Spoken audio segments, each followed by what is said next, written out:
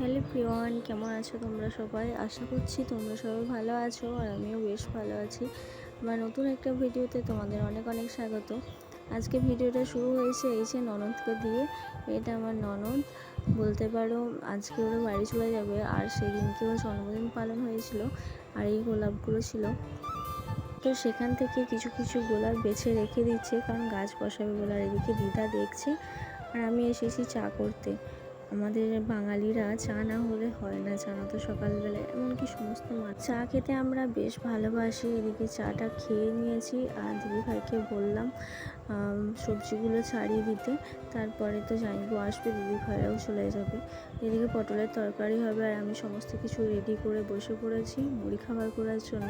তেলটা গরম হয়েছে তাই একটুখানি ফেলে দিয়ে দেখলাম, আর গরম হতে একে একেবারে এইগুলোকে দিয়ে দেবো।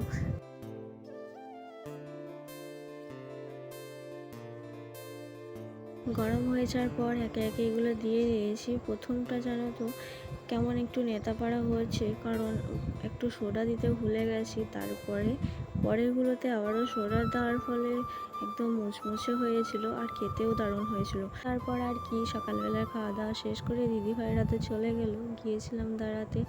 আর তারপরে বাড়ি এসে রান্নাবান্নাগুলো শেষ করলাম। দিদা আমার কাছে বসে আছে, চালাতে একসাথে দুজন গল্প করছি। আজকে পটলের নয়, আজকে ঝিঙে পোস্ত হয়েছে, কারণ দিদা নিরামিষ খায়। এই যে এখন বিকেল হয়েছে, দিদা বলছে তোর মাথাটায় দিয়ে একটু তেল দিয়ে দিই।